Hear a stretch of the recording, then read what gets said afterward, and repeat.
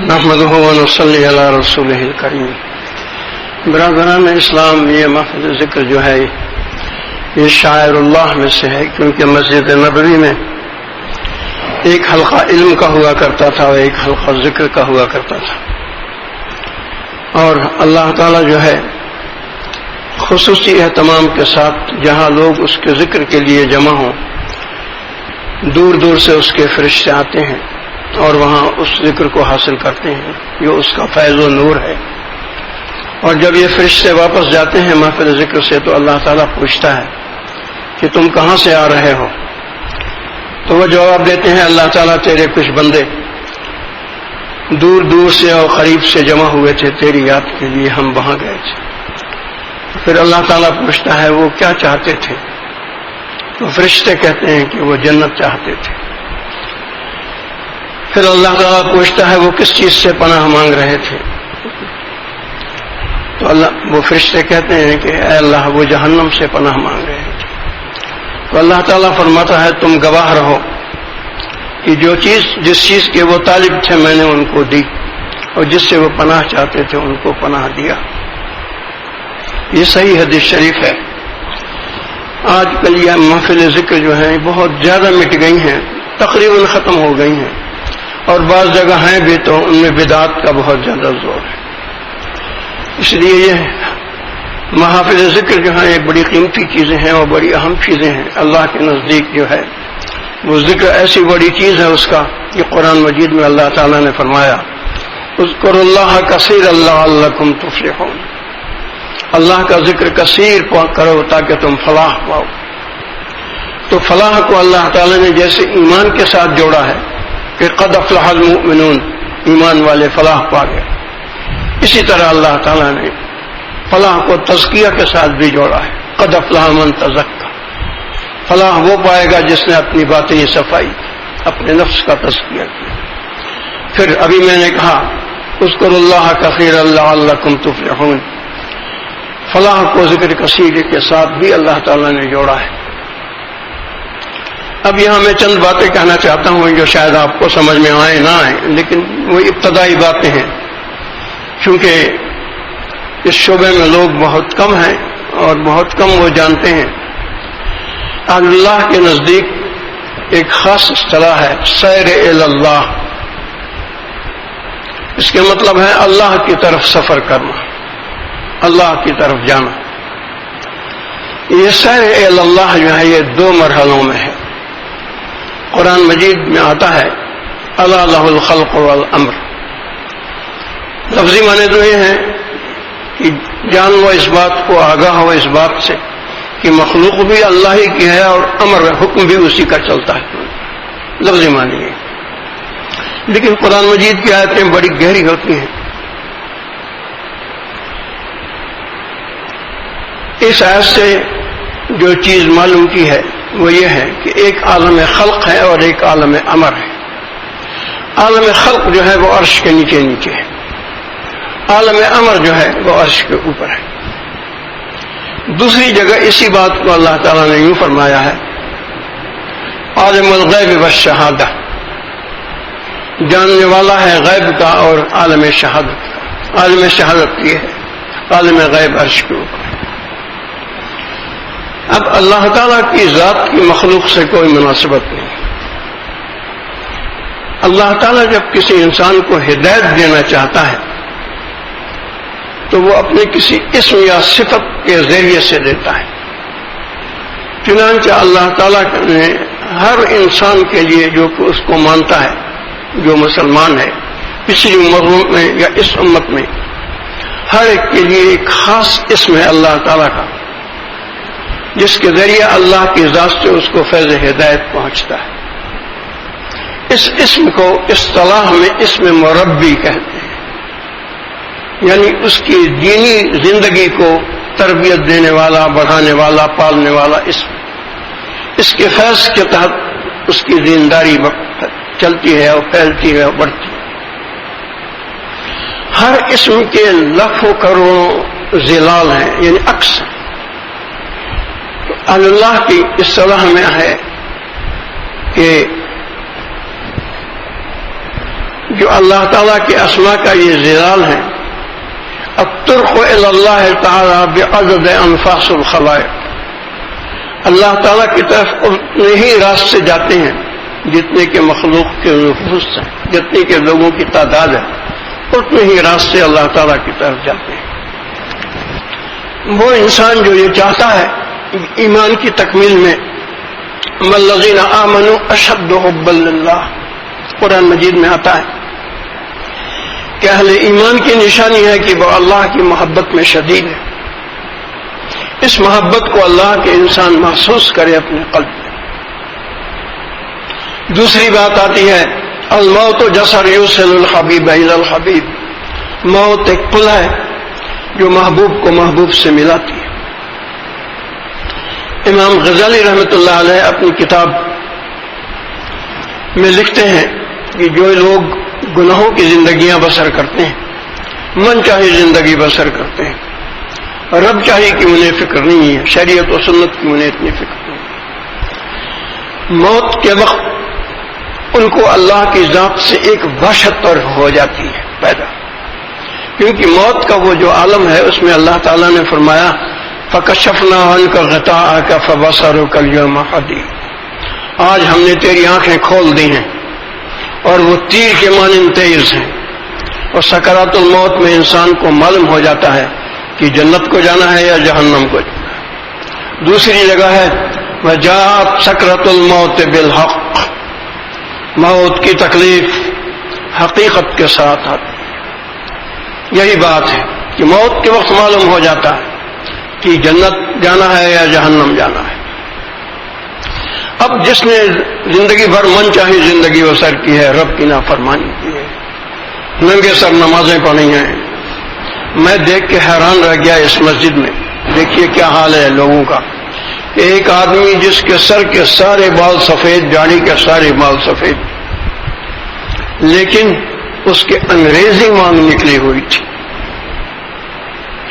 حالانکہ اللہ تعالیٰ کو اتنا ناپسند ہے یہود و نصارہ سے مشابہت کہ اللہ کے رسول قد نرى تقلب وجهك في السماء، ہم دیکھ رہے ہیں محمد آپ کا منہ اٹھا کے آسمان کی طرف دیکھنا، اور کسی حدیث میں یہ چیز نہیں آتی کہ رسول صلی اللہ علیہ وسلم منہ اٹھا کے آسمان کی طرف دیکھ رہے ہوں، کیونکہ اس وقت تک رسول صلی اللہ علیہ وسلم و صحابہ کرام بیت المقدس کی طرف رخ کر کے نماز پڑھتے تھے۔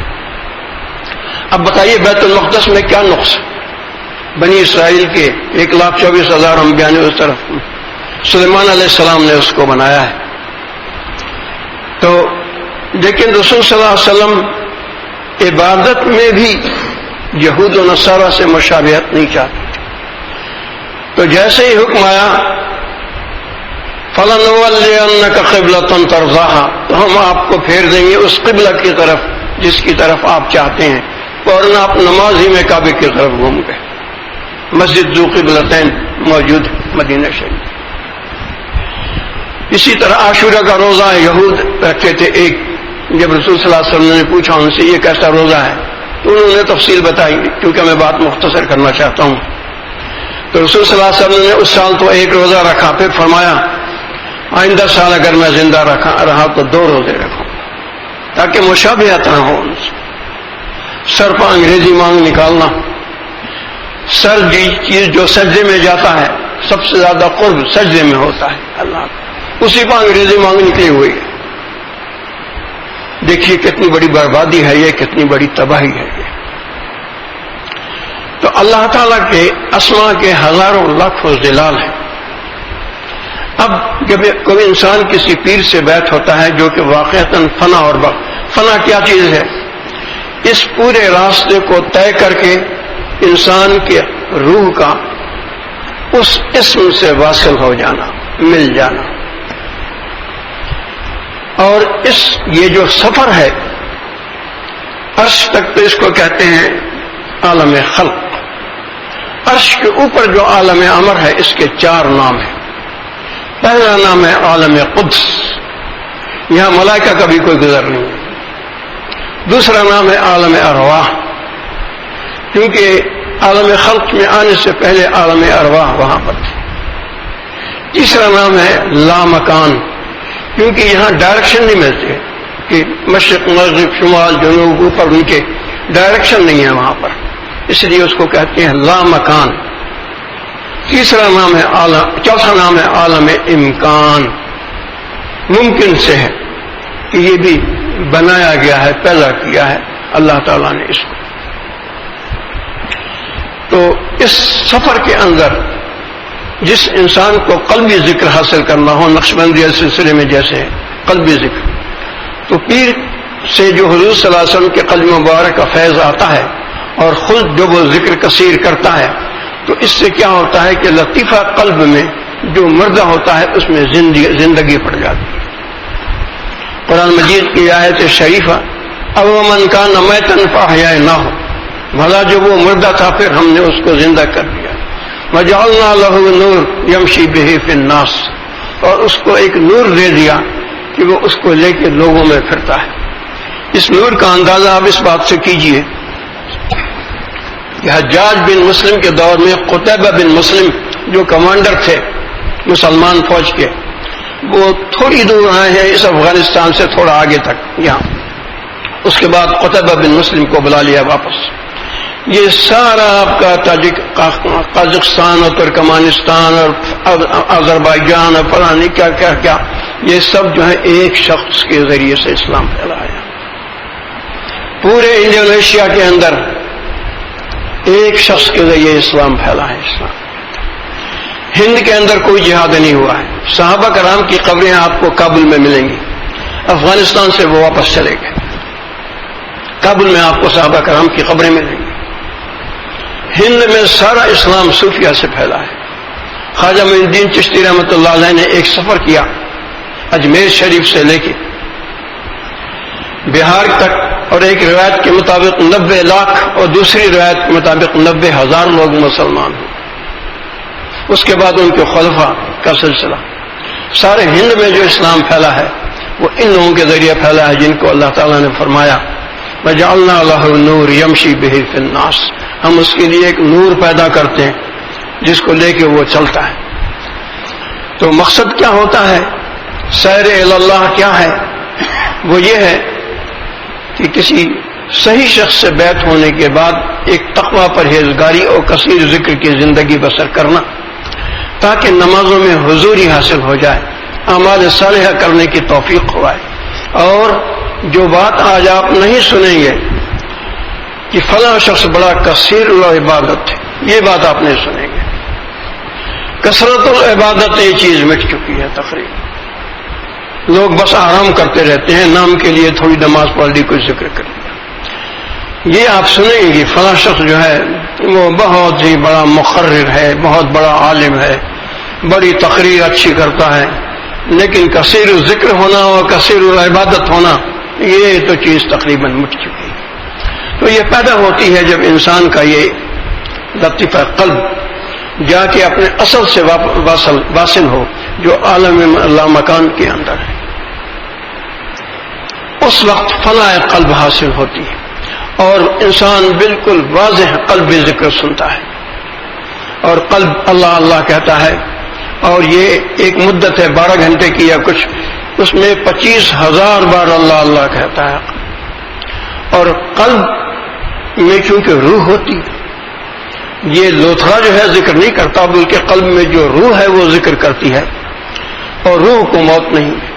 اس دنیا میں 2 چیزیں ہیں جو لافانی، ایک انسان کی روح، دوسری اس کے اعمال۔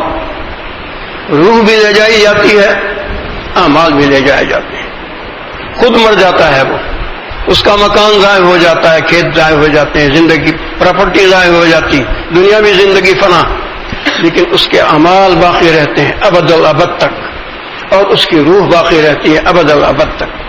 جنت کے مزے انہی اعمال کی بنا پر ہیں، جہنم کی اذیت انہی اعمال کی بنا پر ہے۔ تو یہ انسان جو ہے جب واصل ہو جائے وہاں، تو اس کے بعد قلب بالکل واضح صاف، اسی طرح سے یہ 5 لطائف ہیں، اور پھر اس کے بعد سارا وجود ہے۔ جب ذکر قلب میں آتا ہے تو قلب جو ہے وہ انسان کی اصل ہے، سارے وجود میں قلب کا اثر ہے. جیسے نفس جو ہے امارہ، اس کا بھی سارے وجود میں اثر ہے. تو قلب میں جب ذکر حاصل ہو جاتا ہے تو دیگر تمام لطائف میں، اور اس کے بعد رواں رواں ذکر کرتا ہے انسان کا سارے جسم کا، جس کو کہتے ہیں سلطان الاذکار.